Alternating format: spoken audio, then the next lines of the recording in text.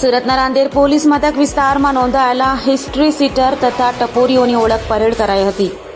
Surat police commissioner Anupamsinh Gehlot અને અધિક police commissioner કે.એન. ડામોરના માર્ગદર્શન હેઠળ નાયબ પોલીસ કમિશનર આર.પી. બારોટ અને મદદનીશ પોલીસ કમિશનર બી.એમ. ચૌધરીના અધ્યક્ષતામાં રાંદેર પોલીસ મથકના પીઆઈ અતુલ સોનારાની ટીમ દ્વારા રાંદેર રામનગર ખાતે લીલીસાવાડીમાં રાંદેર પોલીસ મથક વિસ્તારના હિસ્ટ્રી સીટર અને ટપોરીઓની ઓળખ પરેડ રાખવામાં આવી હતી. સાથે આરોપીઓની હાલની ગતિવિધિ અંગે પણ પોલીસે માહિતી મેળવી હતી.